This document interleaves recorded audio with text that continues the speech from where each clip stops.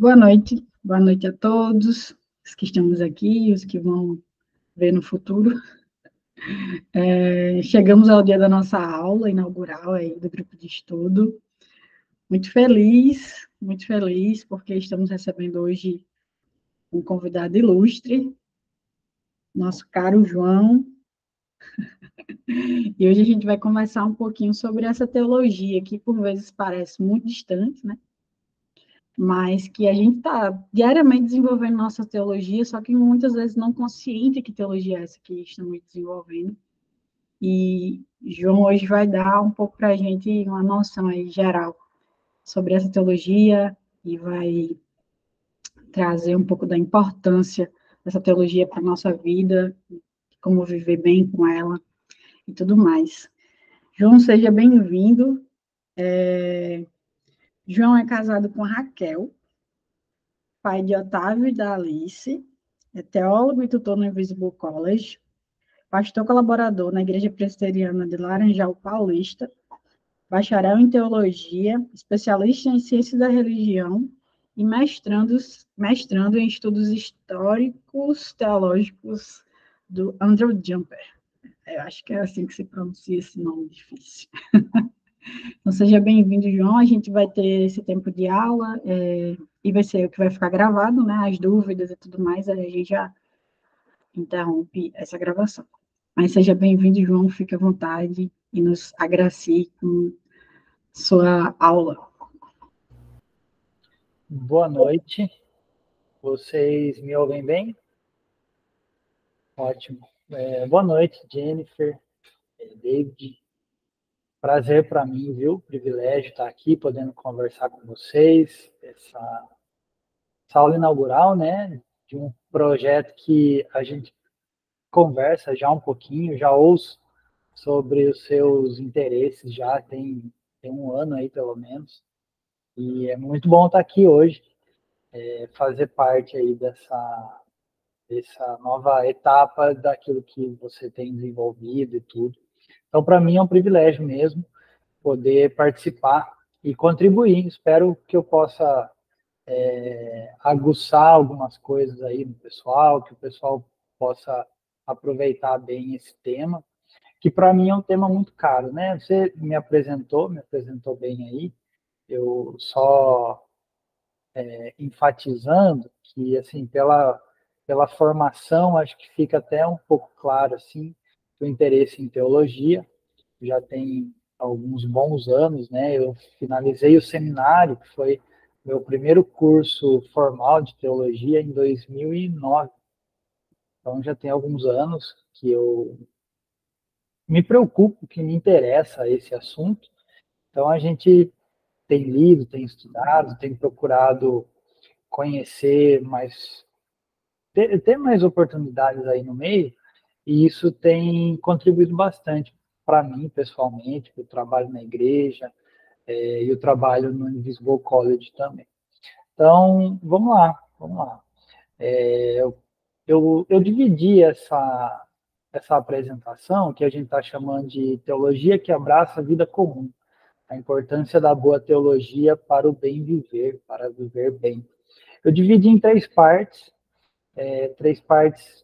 mais ou menos iguais, assim, questão de tamanho, mas a gente vai falar um pouquinho sobre o que é teologia, depois um pouco dos problemas que a gente enfrenta quando a gente tenta definir o que a gente está fazendo quando a gente diz que faz teologia, e, por final, uma resposta e até uma definição melhor do assunto, do tema, para condizendo com essa nossa temática aí de uma teologia que, que diz respeito, ou que abraça a vida comum. Então, para o primeiro momento, eu chamei de Entendendo a Teologia, a paixão pela verdade como pano de fundo do trabalho teológico. Vocês podem ir acompanhando os slides aí, a gente vai ler e a gente vai conversando sobre isso, tá? Então, num primeiro momento, a gente sempre se pergunta, né? Quando a gente fala de teologia, o que a gente está fazendo? a definição de teologia enquanto estudo sobre Deus, ou estudo acerca de Deus, ou discurso acerca de Deus, como foi dito já na antiguidade, ainda é uma definição um tanto quanto imprecisa. Não vamos dizer que ela está errada, mas imprecisa e de pouco proveito para nós, né? Eu trouxe aí algumas definições com alguns teólogos conhecidos, né, na história da teologia, e até na história da filosofia, para a gente começar a pensar sobre isso. Então, por exemplo, Anselmo definiu, de certa forma, a teologia como fé em busca de compreensão.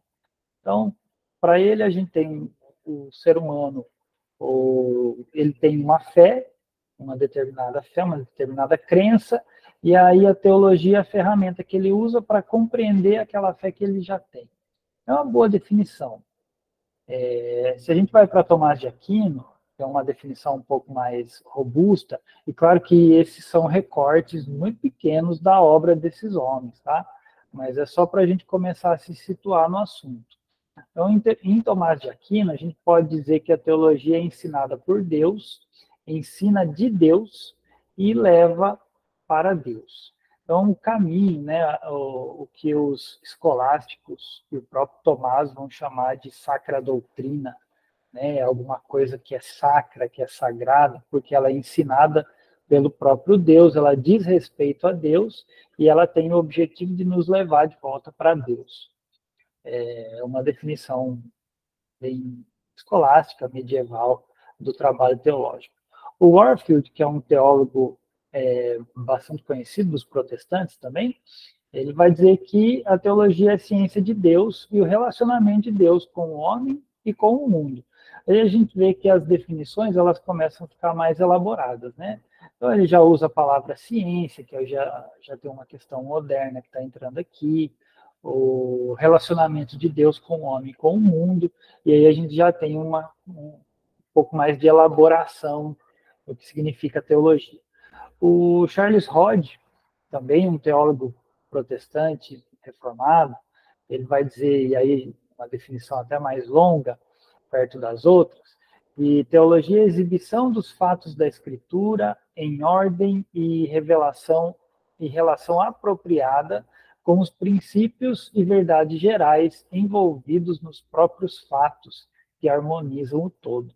E aí a gente tem uma definição já longa, já cheia de nuances, mas também bastante técnica, talvez até um tanto quanto cognitiva. Para alguns isso soa racionalista demais, mas, enfim, já é uma definição mais elaborada. E, em contrapartida, um Schleiermacher, que já é um teólogo nosso, já na prateleira dos teólogos liberais do protestantismo, e vai dizer que a teologia é o sentimento de dependência absoluta. Então, nós fazemos teologia, nós nos relacionamos com Deus a partir de um sentimento que é próprio do ser humano, um sentimento que nos coloca em dependência absoluta com o Criador. Então, são definições que, só para mostrar como há diferentes definições, todas elas têm suas contribuições, todas elas têm suas limitações, mas também para dizer como que não é tão simples a gente pensar em teologia. Pensa em isso tudo de diversas formas.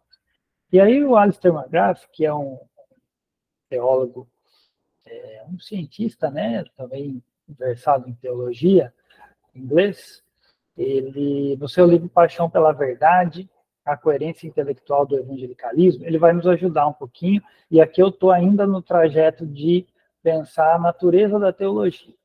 Okay? Vamos ver o que ele diz aqui. Ele diz assim, a teologia é o que irrompe de uma comunidade de fé autoconfiante e pensativa, refletida, e está de posse de uma visão esclarecedora sobre a razão, por que ela existe e sobre o que se propõe fazer. É a expressão, não a causa dessa visão. como mencionou Ninian Smart, perceptivamente, fazer teologia no sentido apropriado é articular uma fé. Isso aqui lembra um pouquinho a definição do Anselmo, né? Mas trabalha exatamente com essa visão de que teologia parte de um pressuposto de que existe uma fé comunitária, existe uma crença comunitária, e a teologia é aquela ferramenta que articula essa crença de maneira apropriada, podendo, com uma visão esclarecedora, como ele diz aí, né? Uma visão esclarecedora e trazendo razão para essa fé. Se não há nenhuma fé para articular, a teologia nada tem a transmitir ou expressar. Então, a teologia depende da fé da comunidade. Esse é um ponto que pode ser questionável aqui, mas já indica um pressuposto também bastante contemporâneo de teologia. A teologia pode ajudar a comunidade evangélica a julgar, e aí, olha, ele começa a dar direções, ou apontar direções daquilo que é o papel da teologia. A teologia pode ajudar a comunidade evangélica a julgar, reformular, contextualizar e melhor articular a sua visão. Mas ela não pode criar essa visão para começar. Uma tradição vibrante da reflexão teológica é o resultado, em vez de ser a causa de uma comunidade dinâmica de fé. Ou seja, a teologia, ela não tem, segundo essa definição aqui, ela não tem a prerrogativa de trazer a fé, de fazer emergir a fé, mas ela trabalha a partir da fé da comunidade. Então, isso já começa a nos ajudar a pensar um pouquinho nessa fé que abraça a vida e como que talvez algumas definições muito técnicas, mas muito ligadas àquilo que é cognitivo, aquilo que é o conhecimento racional, podem falhar um pouquinho a nos ajudar a dar essa visão. Tá? E aí eu queria trazer um conceito do Hermann Doivert, que ele apresenta na sua obra, especialmente no Crepúsculo do Pensamento Ocidental. Isso vai aparecer em outras obras também, que é muito basilar do pensamento dele, porque veja só, citando o Ninian Smart aqui, o Alistair McGrath está dizendo para nós que fazer teologia no sentido apropriado é articular uma fé. E aí ele diz que se não há fé, se não há fé para articular, a teologia não tem trabalho, ela não tem razão nenhuma de existir. E aí a questão que pode surgir para nós, que eu gostaria de pensar com vocês, existe algum ambiente onde não existe fé nenhuma para ser articulada? Existe um ambiente que seja absolutamente ateu, onde ninguém precisa, onde nenhuma teologia precise ou possa articular isso de maneira lógica e racional? E aí eu trago o Doivert para a gente pensar essa fé para articular. Doivert tem um conceito da realidade, aqui eu vou ser muito sucinto na obra dele, correndo o risco até de minimizar demais os conceitos que são muito complexos e até desafiadores para nós, né, para a gente entender. Mas veja só, o Doivert tem uma visão, uma ontologia, né, uma visão da realidade, onde ele vai dizer o seguinte: existe um sentido ou ordem cósmica total da realidade. Esse sentido que a gente chama de sentido criacional. Então, o Doivert parte da criação. Deus criou tudo que existe, e tudo que existe ele criou numa determinada ordem, numa determinada direção. Então, imagina você nas suas experiências diárias, nas suas experiências concretas da realidade da vida. Nós recebemos a realidade de uma maneira completa, de uma maneira una. Quando nós experimentamos, quando nós temos uma experiência de alguma situação, aquela experiência ela nos invade de maneira total. A gente não racionaliza as primeiras experiências que chegam até nós. Mas essa realidade que vem de maneira completa e coerente, ela passa como que por um prisma. Quando ela passa por esse prisma, ela refrata, né, como a ideia do prisma aí, que a gente conhece já da física, né? Que é uma metáfora da ciência já. Quando a realidade passa por esse prisma, ela se divide. E aí nós começamos a racionalizar a realidade. Nós começamos a racionalizar a nossa experiência. Então, como que nós racionalizamos a nossa experiência? A gente começa nos níveis mais baixos, e isso às vezes é muito, muito natural da nossa percepção, e a gente nem percebe o que a gente está fazendo. Quando a gente bebe um copo d'água, a gente bebe um copo d'água. Você está com sede, você pegou um copo, você bebeu um copo d'água, matou sua sede. Ponto, sua experiência está completa e você não precisa racionalizar toda vez que você vai tomar um copo d'água.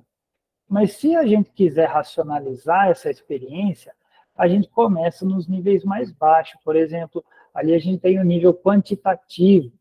Quantos copos d'água eu tomei? Tomei um copo d'água. Aqui eu já estou racionalizando aquela experiência ordinária que era completa. A gente tem uma experiência espacial, eu tenho que me mover no espaço, e cinemático, de movimento. Eu tenho que me movimentar no espaço para pegar um copo d'água e poder tomá-lo. E assim a gente vai tendo os níveis mais elevados. Todos, eu não vou falar de todos, isso tomaria muito tempo, mas o Doivert vai dizer que nós experimentamos a realidade de uma maneira quantitativa, observando a quantidade, o espaço onde a gente está, o movimento que a gente faz, o sentido físico de você pegar um copo d'água, um material na sua mão. O copo é do quê? É de cerâmica, de vidro, de alumínio. Você tem um sentido biótico ali na água, você tem o sensitivo, você sente a água entrando no seu organismo. Tem um sentido lógico do caminho que você faz para levar o copo até a boca e não levar o copo na testa ou em outro lugar. Tem um sentido histórico aquela experiência ali, porque todo ser humano precisa tomar água e aí veja como a gente está subindo o padrão e pensando em coisas cada vez mais sofisticadas. Então, tem um papel simbólico da água. O que a água significa para uma população que mora num lugar onde não chove, onde chove muito pouco? Então, todos esses aspectos da realidade são agora racionalizados por nós. E o último desses aspectos é o aspecto que ele chama de confessional. Em algumas obras vai aparecer pístico. Ou seja, quando nós experimentamos a realidade, e aqui embaixo no slide você pode ler que eu deixei assim, modos de acessar a realidade. Então, todos esses aspectos são modos que nós utilizamos para acessar a realidade. O mais elevado deles é o que ele chama de confessional. Por quê? Porque diz respeito ao compromisso último do nosso coração. Tudo aquilo que nós fazemos para o Doivert de certa forma, religioso, porque tem um aspecto confessional em todas as coisas, todas as nossas experiências. Nós depositamos um tipo de confessionalidade, ou um tipo de fé, ou um tipo de compromisso religioso. E aqui eu não estou dizendo compromisso religioso cristão, tá? Não, isso não é confessional no sentido do denominacionalismo que nós temos hoje, tá? Mas no sentido religioso mais amplo que a gente possa pensar. Tudo que nós fazemos, nós temos uma experiência religiosa embutida. Então, todos esses modos de acessar a realidade, eles estão presentes em todas as nossas experiências. Então, se o Alistair está certo, citando o Smart aqui, de fazer teologia no sentido apropriado é articular uma fé, então não existe um ambiente que seja neutro, pois todo o ambiente humano, ele contém essa característica da confessionalidade. Nós podemos não adorar o Deus das Escrituras, mas nós certamente elegemos um outro Deus, um outro tipo de religiosidade para assumir o lugar desse Deus que, pelo menos, nós aqui estamos assumindo como Deus verdadeiro. Ok? Então, quando a gente pensa em confessionalidade ou em religiosidade, isso abrange toda a vida de todo ser humano. Todos esses aspectos, isso aqui é o Doiver dizendo, tá? Todos esses aspectos da nossa experiência e existência dentro da ordem do tempo, contudo, relacionam-se com a unidade central de nossa consciência, a qual denominamos eu, ou ego. Eu experimento e eu existo. E este eu ultrapassa a diversidade de aspectos que a vida humana apresenta dentro da ordem temporal. O ego não deve ser determinado por nenhum aspecto da nossa experiência temporal, uma vez que é o ponto de referência central de todos eles. Se lhe faltasse este eu central, o homem não poderia, de fato, ter nenhuma experiência. Parece um pouco complicado, mas o que o Doiver está dizendo aqui? Que esses aspectos da nossa experiência, esses 15 aspectos aqui dessa lista que a gente apresentou, eles se relacionam com a unidade central da nossa consciência, que aqui ele está chamando de ego, mas que em outros momentos da sua obra, e aqui eu já queria antecipar isso, ele vai chamar de coração. Coração no sentido hebraico. Então, como que nós acessamos a realidade para chegar em todos esses aspectos, em todas essas modalidades, esses modos da existência, através do nosso coração? Se isso é verdade, então ele está querendo dizer para nós que o nosso coração é eminentemente religioso. Existe um aspecto de religiosidade no coração de todo ser humano. De acordo com essa concepção, esse entendimento tradicional grego do eu, essa concepção teológica da natureza humana, o homem é composto de um corpo material e de uma alma racional e imaterial. Isso aqui é o pensamento grego, tá? O pensamento grego, de certa forma, o pensamento dominante no Ocidente fez essa distinção, né? Que o que é o ser humano? O ser humano é alguma coisa que sintetiza uma alma ou uma alma racional, que é imaterial, e um corpo mortal, que é material. Em linha com essa visão da natureza humana, o homem foi denominado ser racional e moral, em contraste com o animal, que carece de uma alma racional. Quando a gente aprende na escola que o ser humano é um animal racional, a gente está fazendo exatamente isso, essa distinção entre o ser humano e qualquer outro animal, por conta dessa característica de racionalidade. Essa visão do homem foi, de fato, tomada da filosofia grega, que buscava o centro da nossa existência humana na razão, isto é, no intelecto. Mas em toda essa imagem do homem não havia espaço para o centro real, isto é, o centro religioso da nossa existência, que nas escrituras é chamado de coração, a raiz espiritual de todas as manifestações temporais da nossa vida. Então, todas essas manifestações temporais, que ele está chamando ali, essas 15 manifestações, elas derivam dessa raiz espiritual, que é o nosso coração. Então, o nosso coração experimenta a realidade, e sendo o coração um centro religioso, porque é ele que se comunica com Deus, se comunica com o absoluto, então, eminentemente, todas as nossas experiências, elas serão também religiosas. Então, a gente, voltando aqui na descrição da teologia, que fazer teologia no sentido apropriado é articular uma fé, então essa fé, ela existe, ainda que na cabeça de um ateu, na cabeça de quem não acredite no Deus das Escrituras, existe uma fé ali que precisa ser articulada.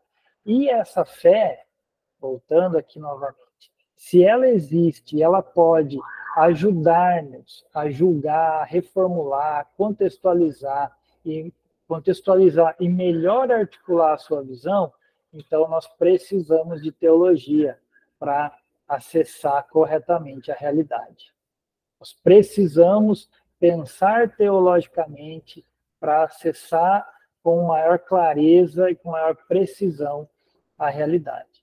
Como mencionou Ninian Smart, perceptivamente, fazer teologia no sentido apropriado é articular uma fé. Se não há nenhuma fé para articular, a teologia nada tem a transmitir ou expressar. Isso está lá no Alistair, como a gente já leu.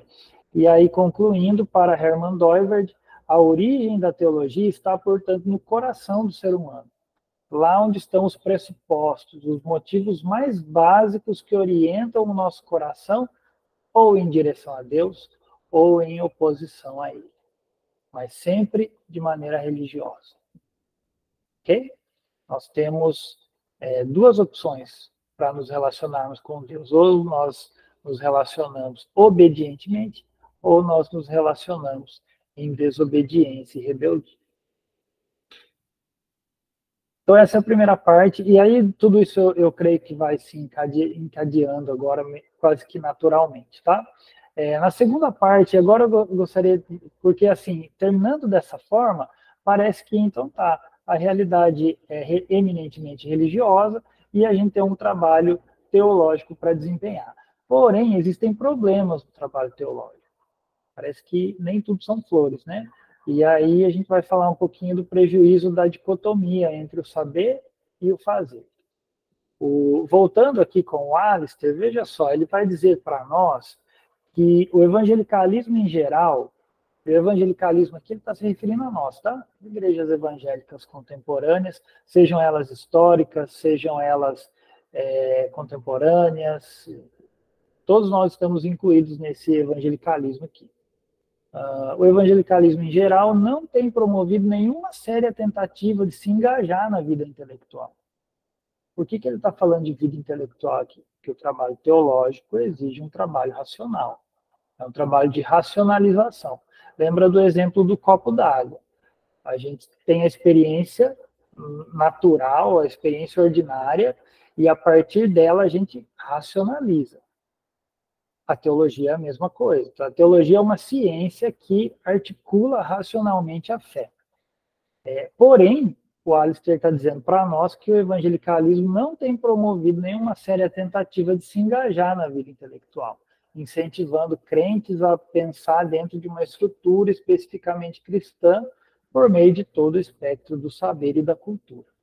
Isso assinala claramente a necessidade do evangelicalismo se engajar nas principais visões de mundo que se podem encontrar em nossos dias, com vistas a colocar as bases para a emergência do que Mark Knoll, que é um historiador da teologia, da igreja, chamou de a mente evangélica. Então, existe uma necessidade no evangelicalismo de colocar a nossa razão a serviço da intelectualidade, ou melhor, da teologia, para que a gente possa, de fato, formar aquilo que o Mark Knoll chama de uma mente evangélica. O que é uma mente evangélica? Uma mente intelectualmente articulada, capaz de lidar com o espectro do saber e da cultura. Existe uma necessidade de fazermos isso. E a palavra evangelicalismo, aqui eu continuando com o Alistair, tá? A palavra evangelicalismo continua a evocar imagens de anti-intelectualismo. E ele aponta 4 razões para isso. Primeiro, a herança fundamentalista, e isso aqui é muito contemporâneo, tá? Isso aqui é século XX, do início do século XX para cá. Primeiro, a herança fundamentalista, que criou uma certa divisão, eu vou falar mais disso daqui a pouco, mas que criou uma certa distância entre o povo e as lideranças teológicas e o povo não cristão, vamos dizer assim. A dominância pragmática, ou seja, no último século a gente viu o surgimento de um pragmatismo muito grande, uma intenção de fazer coisas e de pensar pouco como é que as coisas deveriam ser feitas. Em terceiro lugar, uma academia muito secularizada, os próprios seminários que foram criados para servir as igrejas foram se secularizando. A gente vê isso nos Estados Unidos, é muito forte, quando Harvard, Yale, Princeton foram universidades originalmente cristãs, formadas para a formação de ministros, se secularizaram e acabaram expulsando a teologia de dentro do seu rol de interesse ali. E, por fim, um elitismo da teologia acadêmica. Essa teologia que se forma na academia acaba sendo um pouco elitizada, ou muito elitizada, e distante da realidade do povo das igrejas. Então, por conta disso, o evangelicalismo acaba trazendo essas imagens de anti-intelectualismo, porque ela não quer se misturar com esse tipo de teologia que foi se desenvolvendo aí no último século.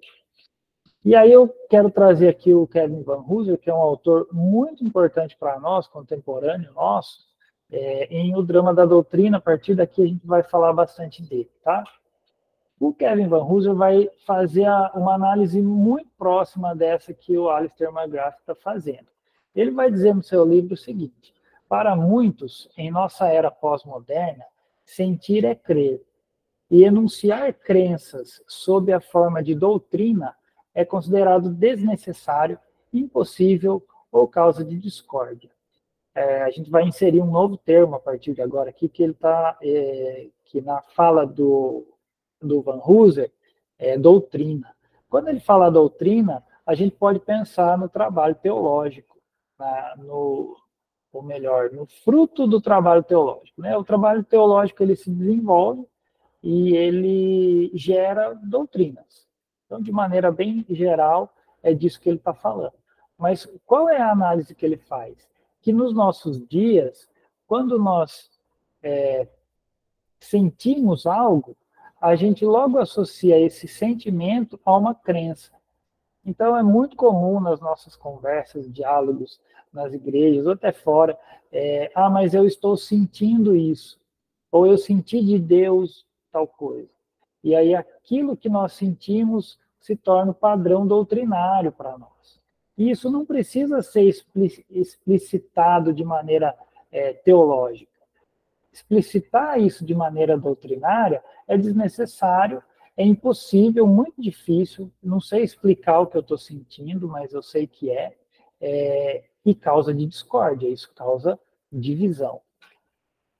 A sã doutrina, ou o ensino autorizado, é vital para a vida da igreja e, por consequência, para a vida do mundo.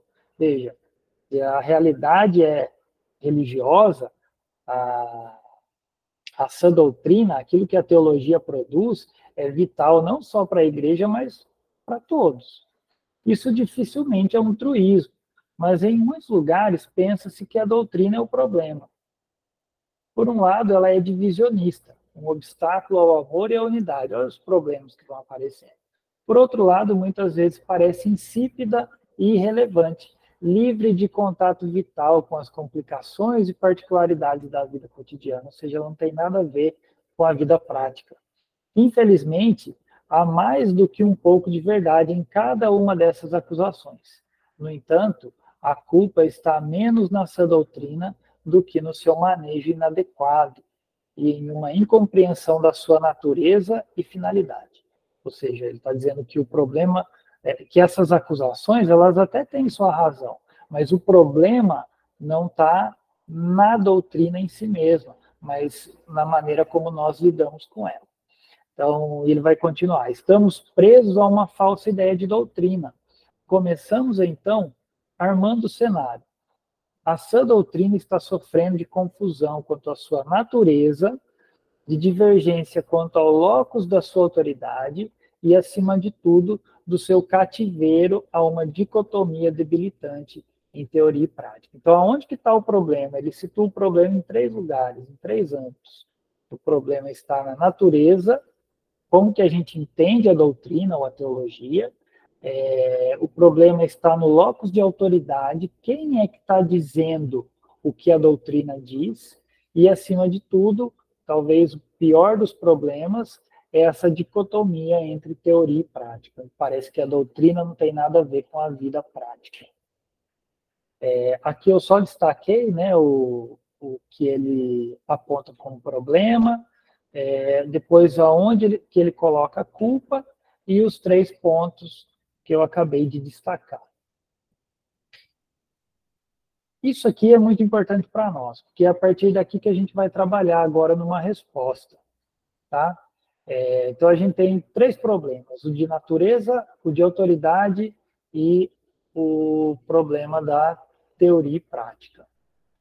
A gente entra, então, na terceira e última parte, que é a tarefa do teólogo público, a teologia como um modo de experiência ordinário. E aqui eu volto com o Van Hus. Tá? Então, veja só o que ele vai dizer. A primeira questão que a gente vai lidar é aquela questão da natureza, como que a gente entende a teologia.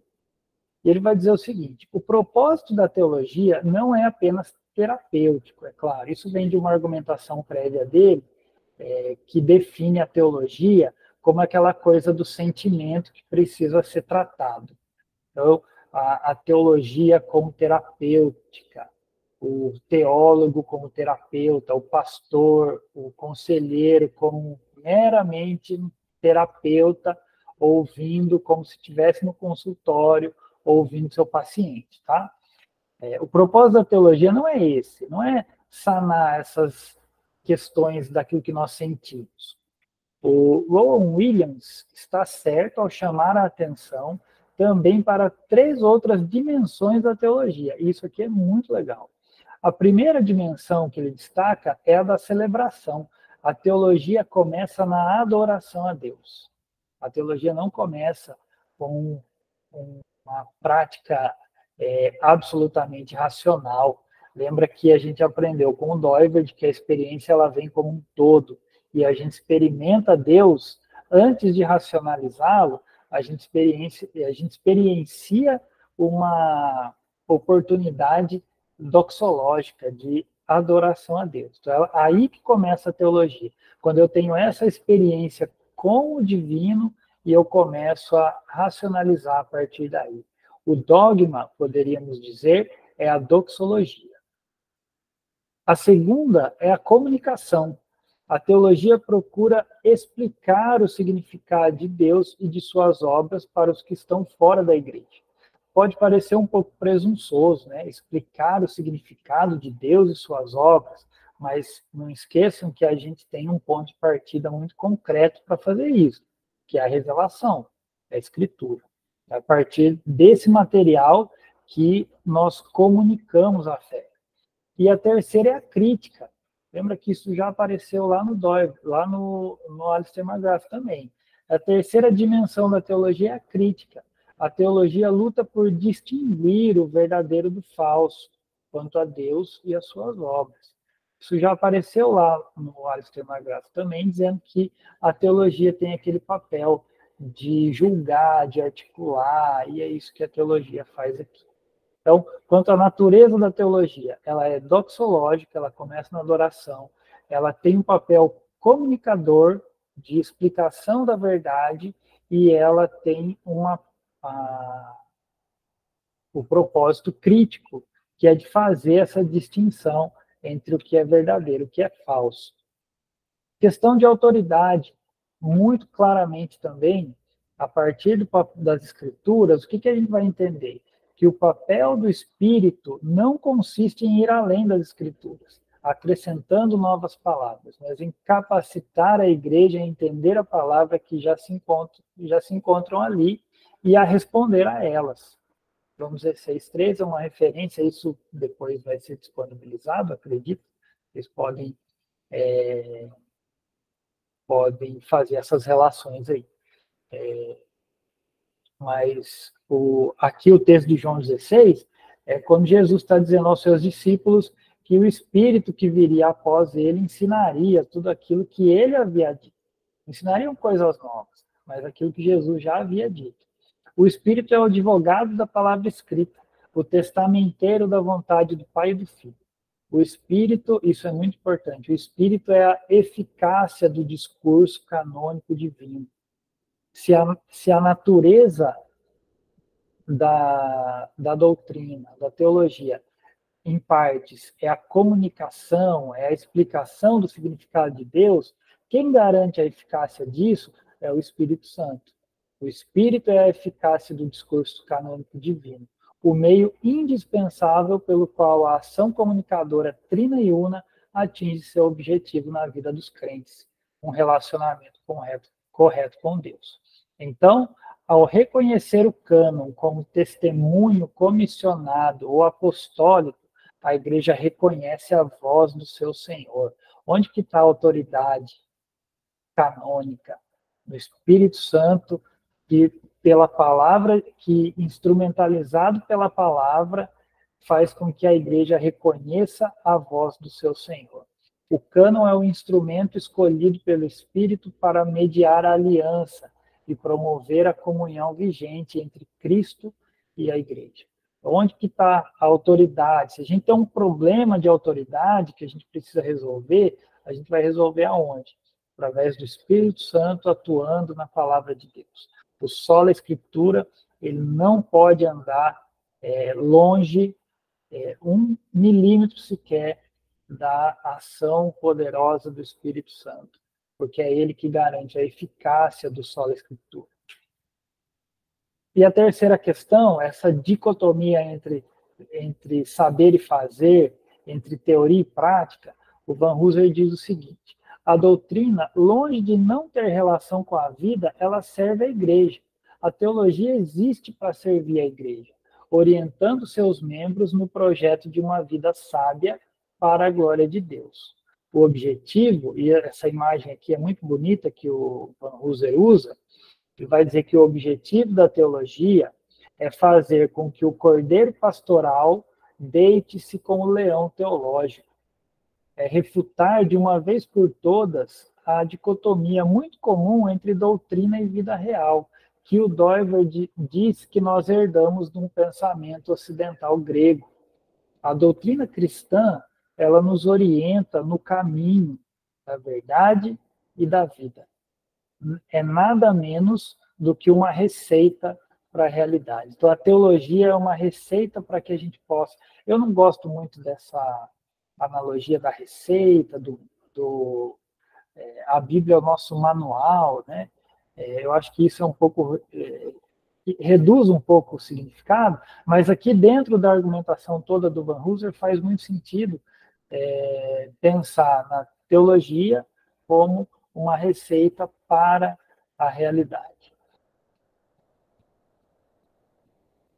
Caminhando para o final, e aqui eu poderia falar muito sobre isso, porque o desenvolvimento desses 3 pontos aqui do Van Hooser, ele vai desembocar em 3 aspectos da teologia.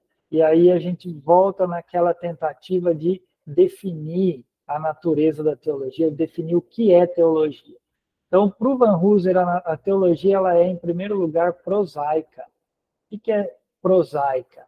Ela encena a doutrina e participa da paz criada por Jesus Cristo. A teologia, ela envolve-se em práticas cotidianas que demonstram e promovem a reconciliação. O texto de 2 Coríntios vai dizer do nosso ministério da reconciliação. Esse é o ministério de todo cristão. E para ela fazer isso, para que nós possamos encarnar essa realidade prosaica, daquilo que é prosa, daquilo que é diálogo, daquilo que é envolvente, que nos envolve dentro de uma história, a gente precisa dessa prática. E nós somos chamados exatamente a esse ministério. Além de prosaica, a teologia, para o Van Hooser, ela é profética. Quando a igreja revela a reconciliação, ela se envolve num martírio, um sofrimento que acompanha a proclamação e a prática de uma nova criação em Cristo. Nós nos tornamos testemunhos, discípulos que participam do testemunho de Cristo, 2 Timóteo 2 vai dizer, Paulo vai dizer para Timóteo, participa comigo, né, do sofrimento, pelo testemunho do Evangelho, pelo testemunho do Senhor. E em último ponto, além de prosaica e profética, ela também é fronética, essa frônesis, né, tem a ver com uma palavrinha grega aqui, que remete lá ao Aristóteles, mas de maneira muito simples. O que está dizendo? Que a teologia ela é a sabedoria da cruz, e que essa sabedoria da cruz ela é mais poderosa do que a sabedoria dos homens. Por quê? Porque ela não é só teoria, ela não é só razão especulativa, ela também não é só tecne, a razão instrumental, ela não é só teoria, ela também não é técnica, né? A gente ouve muito o evangelho envolvido com coaching e tudo mais, essas metáforas empresariais que hoje são tão comuns. O que eles trazem? Eles trazem essa razão instrumental. Mas a razão a frônesis, ou a sabedoria da cruz, é a razão que visa a ação, a percepção virtuosa e a improvisação disciplinada. 1 Coríntios 1, do 18 ao 25, vai falar que a loucura da cruz é mais sábia do que a sabedoria dos homens. Então, para o Van Hooser, veja só, a teologia ela é prosaica, ela encena a doutrina. Encenar, o que é encenar? É fazer parte daquilo que está acontecendo. Ela é profética porque fazer parte envolve participar de tudo o que ocorre ali. Inclusive, o testemunho do evangelho, ele pode custar caro para nós. E ele custa. Né? O nosso comprometimento como bom soldado, como Paulo vai dizer para Timóteo, para a nossa vida toda. E ela é frenética, ou seja, é a sabedoria da cruz, que não é só teoria nem só razão técnica, mas que é uma ação prática e virtuosa. Para a gente concluir, então, amarrando tudo isso que foi dito, o Doiverd nos ensinou que toda a realidade é fundamentalmente religiosa, o que torna a questão inescapável, visto que estamos todos empenhados religiosamente com a realidade. Não existe nenhum ambiente que não tenha traços religiosos, ainda que sejam apóstatas em relação ao Deus das Escrituras. A teologia, enquanto ciência da fé, portanto, deve ser uma receita para a realidade, como ensinou Van Hooser. Mas uma dicotomia nos privou da beleza de uma razão teológica. Quando a gente dividiu, separou a teoria da prática, nós perdemos a beleza da teologia. E por isso, muitos de nós evangelicais nos tornamos anti-intelectuais. Mas uma teologia que abraça a vida, ela é manejada como doxologia, como adoração a Deus, na autoridade do Deus Trino, em serviço e para a Igreja de Jesus Cristo. Então, uma teologia que abraça a vida, ela não pode ser fragmentada em teoria, prática, técnica, ela não pode ser dispersa, ela não pode ser secularizada no sentido de não ter nada a ver com a igreja, mas pelo contrário, ela adora a Deus, e serve a igreja de Jesus.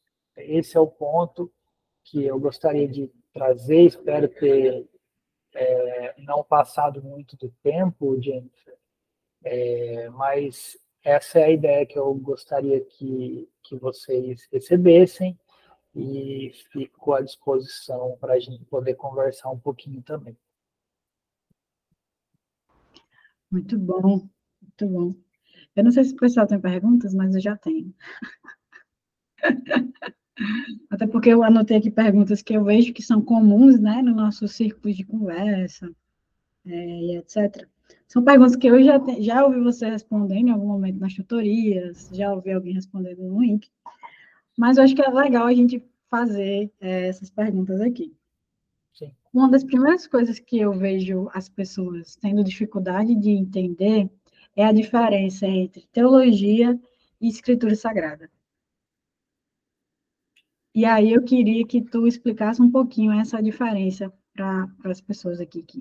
Estão aqui, Tá. vamos ver.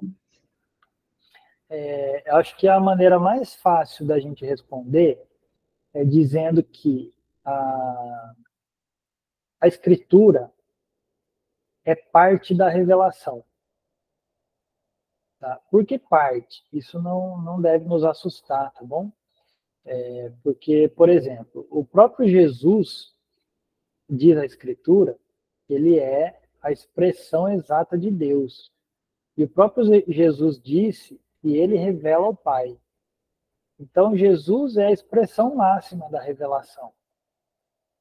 A Escritura também nos ensina que, em alguma medida e com propósitos muito bem definidos, a própria natureza revela a Deus.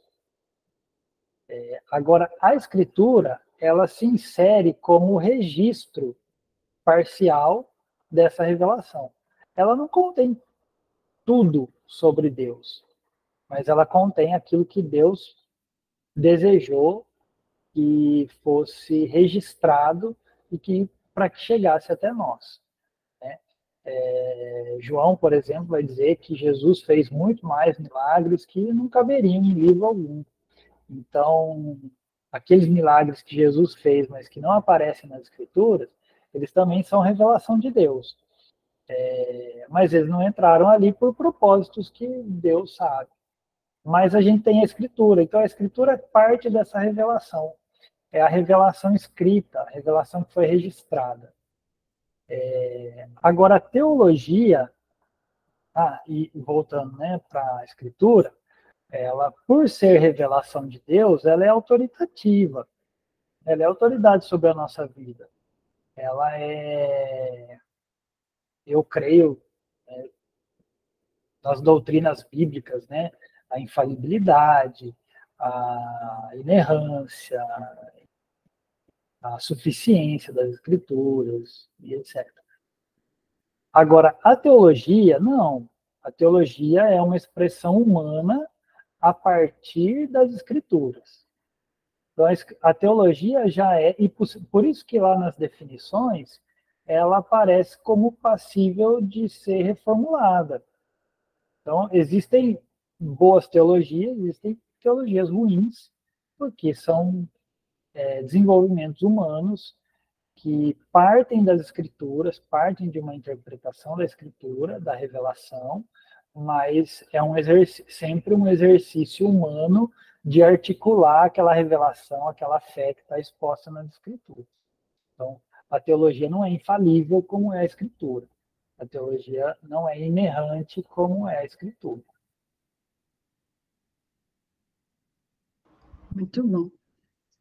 Eu vou comentar, se eu começar a comentar, negócio, mas eu tenho mais perguntas, mais duas. Não, vai lá. Se eu souber. Se o pessoal também quiser fazer pergunta, levanta a mão, coloca aí no chat. Você falou um pouco, né? A gente sabe dessa elitização teológica que a gente tem, né? Nos diversos locais, o Brasil é um desses espaços. E falou também dessa questão do anti-intelectualismo, que está ali relacionada, né? E aí eu queria saber quais caminhos você enxerga para a gente, enquanto igreja, né? Ou pensando na gente em menor proporção, não a igreja toda, mas sei lá, o INC, grupos de estudo, seminários, né? Pensando assim numa coisa menor. Porque quando a gente pensa em igreja brasileira, parece muita coisa. Mas quais os caminhos que a gente que está nesse meio de estudo, de teologia pública, que está ensinando, o que é que a gente pode fazer para amenizar ou melhorar esse anti-intelectualismo, essa elitização que a teologia tem? Que a gente fala assim, sou teólogo, aí a pessoa acha que você sabe tudo na Bíblia, está memorizado de trás para frente, ou então que só você sabe as coisas e você está nos espaços, só você pode falar. Então, existe realmente uma perspectiva de elitização dentro do ambiente evangélico, assim, de quem é teólogo, de quem estuda teologia. Quais os caminhos para a gente fazer esse caminho contrário, né? Tornar isso uma coisa para a vida comum, que é a proposta. Entendi. Eu acho que no Brasil, a gente tem, talvez fora também, que eu já não posso falar, porque não quero ser tão categórico assim em outros contextos.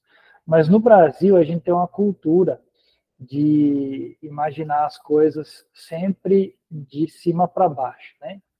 A gente vê alguma coisa errada e a gente fala assim, nossa, tinha que ter uma lei para proibir isso aí. Né? O que a gente quer, no final das contas? Parece que a gente quer sempre alguma imposição que venha de cima para baixo e mude a realidade numa canetada, né? Numa carteirada, como a gente fala. Só que não, as coisas não funcionam assim. A grande maioria das coisas não funcionam assim. Mesmo leis que são estabelecidas de cima para baixo, elas demoram até que a população consiga se adequar àquilo, àquela novo sistema. Agora, trazendo isso para o nosso contexto aí da sua pergunta, Jennifer, a gente, eu sempre penso nas ações comunitárias nas igrejas locais. Eu entendo que se as escolas dominicais das nossas igrejas funcionassem, muitos seminários e institutos bíblicos não existiriam. Eles existem como resultado de uma falha, e não é nenhum tipo de acusação de uma para esse ou para aquele, para uma denominação, nada disso. Nós. Então, por que tem tanto instituto, tanta escola? Porque muitas pessoas têm que buscar isso fora das suas igrejas. Então, assim, o meu incentivo é você que estuda teologia, você que gosta, que se preocupa, que se dedica, leva isso para a sua igreja, para a escola dominical, para o púlpito. É ali que começa. Ali que a gente começa. E aí, assim, parece que não, porque a gente quer aquela coisa grandiosa, que venha de cima para baixo. E não é assim.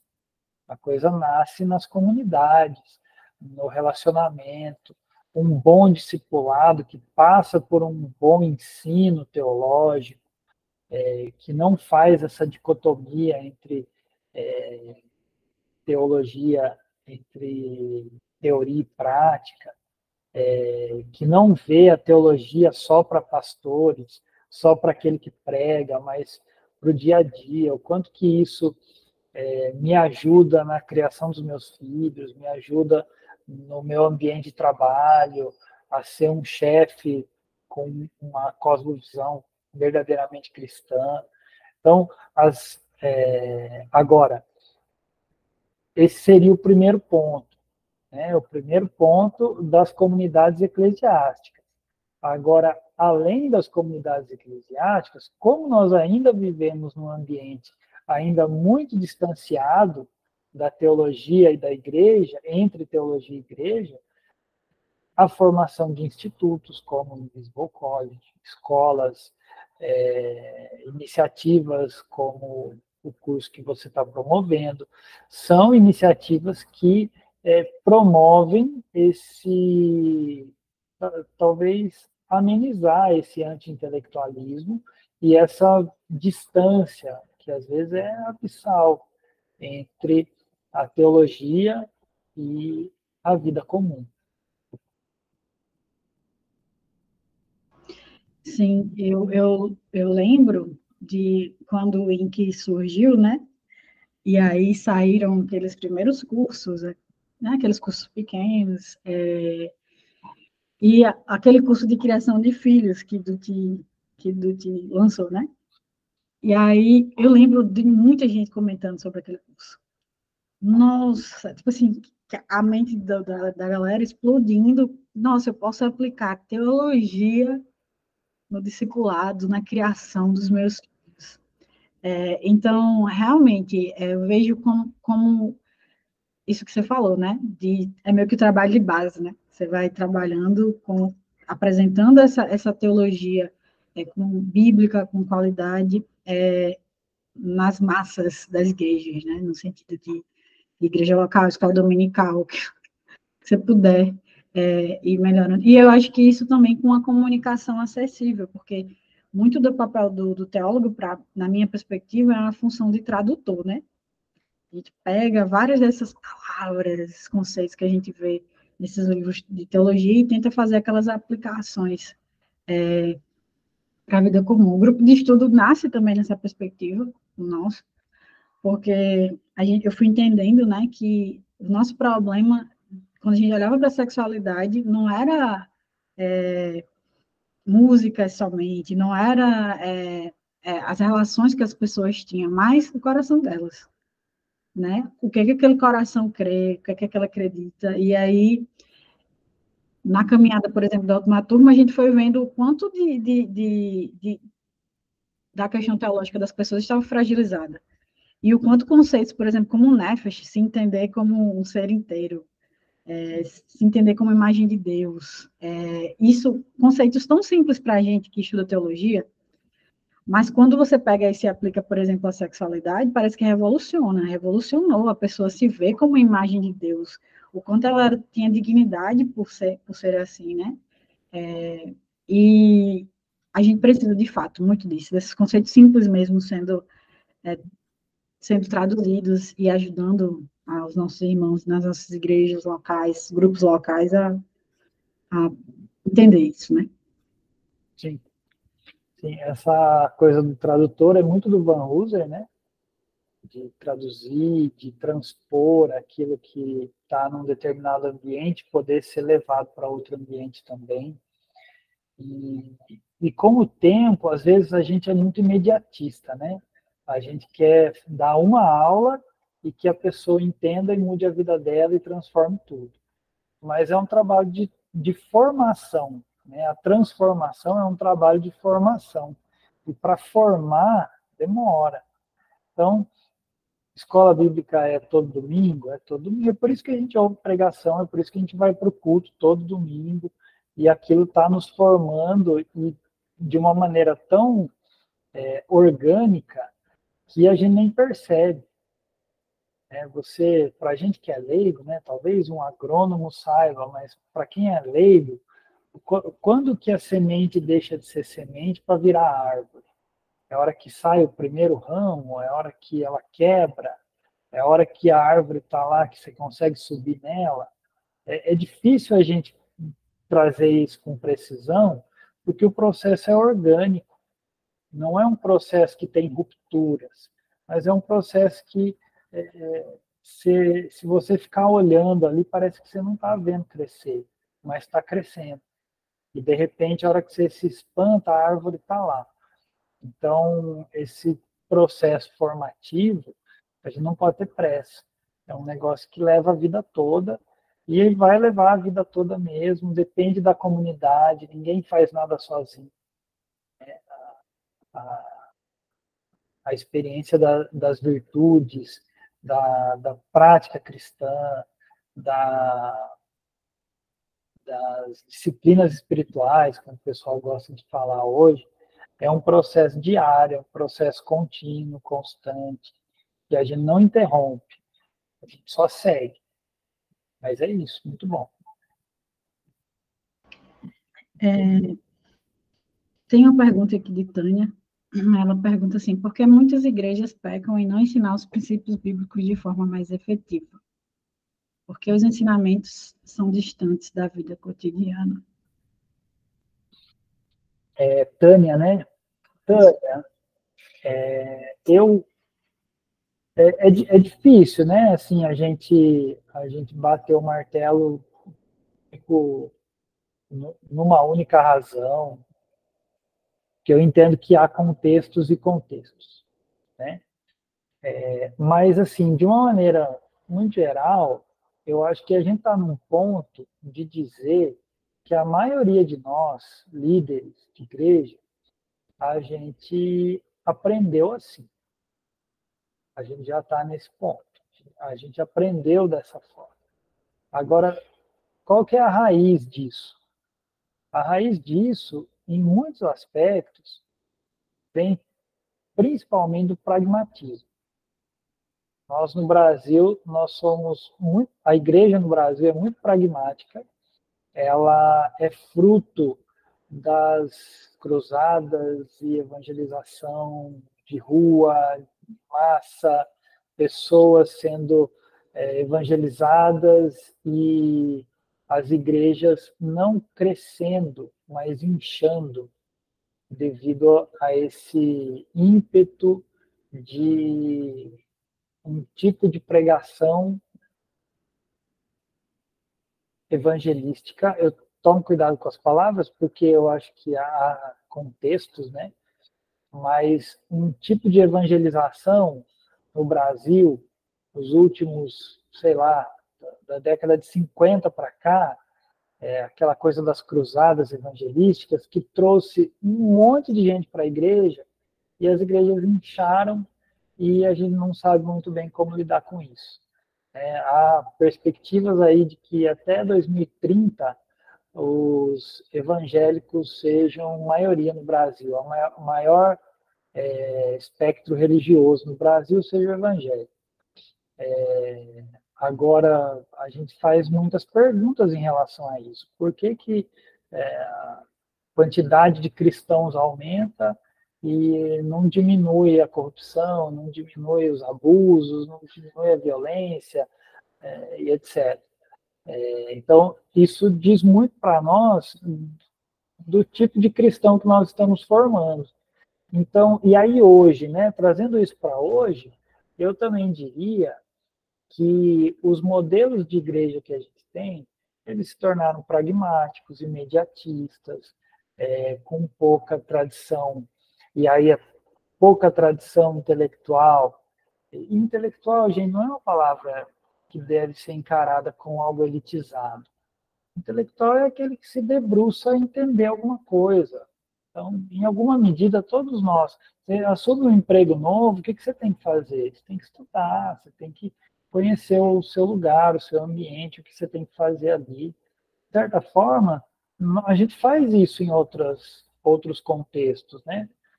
Mas a igreja brasileira, ela acaba se tornando uma reprodutora de outras igrejas, tão somente.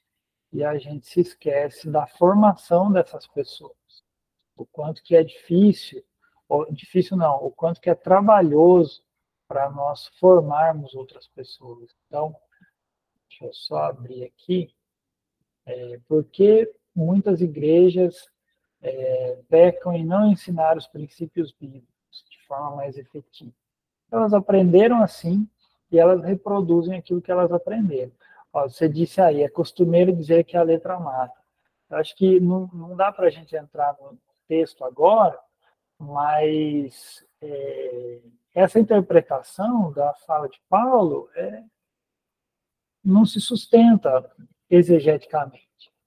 Sabe? Então, assim, é aquela coisa. E esse é o tipo de resposta pragmática e imediatista. Quando você está discutindo alguma coisa, tentando levantar pontos, tentando ter um diálogo, e a pessoa diz assim, a letra mata. Pronto. Acabou com a conversa, encerrou ali, é um ponto final. Então, é pragmático e imediatista, para abafar qualquer tipo de discussão, de diálogo, de crescimento. Isso impede crescimento, isso impede relacionamento. É assim que a gente dá um cala-boca, às vezes. Agora, exegeticamente, isso aí não se sustenta, não. Pega, né? Paulo não está falando da teologia, não. Paulo está falando da lei. A lei de Moisés, que tinha interesse de salvar, né? O papel da lei era outro. Sim. Última pergunta, mas é mais pedindo um conselho. Né? Conselho pastoral para quem está escutando, vendo, está quase uma rádio, quem está assistindo a gente. Quais conselhos você daria para a gente, pastor, teólogo, para a gente começar a ver essa teologia de uma forma que abrace nossa vida, no cotidiano. O que a gente faz no dia a dia para melhorar essa dicotomia aí, né? Não sei usar a palavra, mas deixar de dicotomizar. Desdicotomizar, é isso? É isso aí. Não sei se existe essa palavra, mas é Eu bom. acho que não existe. Então, eu volto naquela resposta sobre a igreja local. Eu acho que a primeira coisa, a gente precisa de igreja saudável. Precisa estar numa comunidade saudável. Se você não está numa comunidade saudável, aí a gente poderia discutir outras coisas. Mas estar numa comunidade saudável é fundamental para que a gente possa desenvolver os nossos dons, os nossos talentos, para que outras pessoas também estejam desenvolvendo seus dons e talentos. E dessa forma, crescendo em comunidade, a gente pode fazer as devidas associações, entendendo que o quão prático é a teologia.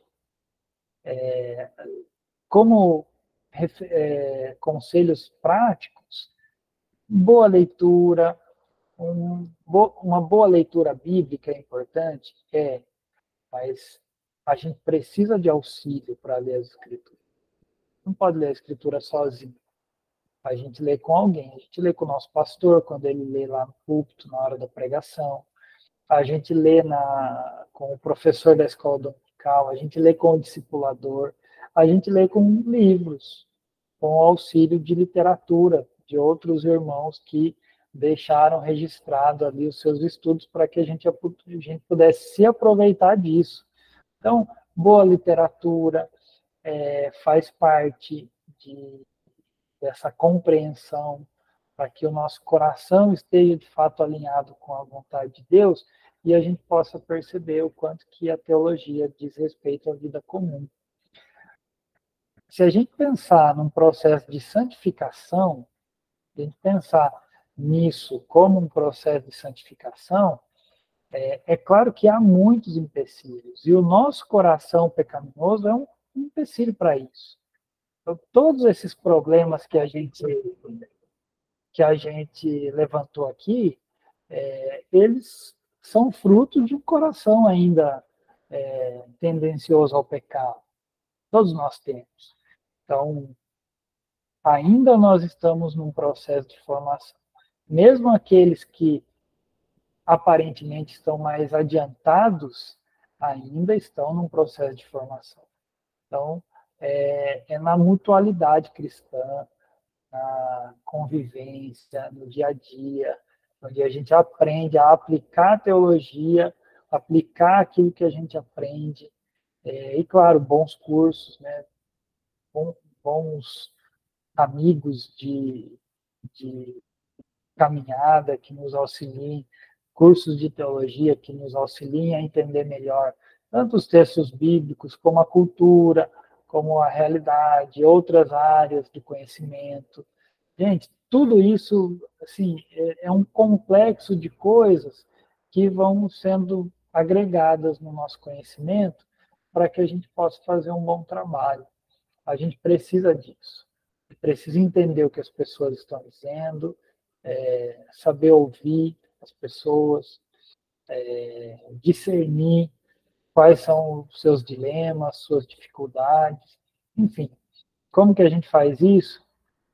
Dependendo muito da graça de Deus e se dedicando ao estudo e à comunicação daquilo que a gente está aprendendo. Excelente, excelente. Eu lembrei aqui de um exemplo que eu costumo dar em alguns contextos do discipulado. O quanto o discipulado, ele assim, dessa gama de exemplos que João deu, né? O discipulado, ele tem um lugar especial no meu coração. Então, por exemplo, como é importante se andar com alguém que tem uma caminhada cristã, que já lidou com diversas questões, e, por exemplo, você aprende caminhando com ela, vendo ela ser generosa com alguém, Aí, aquele texto que você estudar sobre generosidade, você vê ali acontecendo na sua frente. Quando você vê alguém ensinando sobre perdão e você caminha com ela, e você vê ela desempenhando isso na vida comum, no dia a dia, é, então é como se fosse aquela aplicação ali constante da teologia, e isso também com as amizades, quando nós temos amizades, digamos assim, discipuladores, né, espirituais, que caminham junto com a gente, na família. Então, é muito importante essa questão da comunidade, né? De você estar cercado de pessoas que, de fato, estão tentando viver a verdade do Evangelho, que o Evangelho propõe para a gente. Ótimo. E aí, minha gente, eu quero agradecer a João aqui. Você deu uma sexta-feira dele à noite para a gente. É muito importante. Eu vou salvar, está sendo gravado, eu vou depois colocar no YouTube e divulgo o link para as pessoas. Eu acho que mais pessoas precisam assistir isso que a gente conversou aqui hoje. É muito importante, eu não vejo sendo muito falado por aí, né? Infelizmente. Nosso pragmatismo está nos impedindo de muita coisa. Essa atitude aí repetitiva e só ver os outros fazendo, é por isso que eu faço. E agradecer a vocês, lembrar, né, de vocês orarem por nós, né, do grupo de estudo, orarem por nós da missão Nova Day. A gente vai começar as inscrições para o grupo de acolhimento de vítimas de abuso, e para pessoas que lidam com alguma questão na área da sexualidade.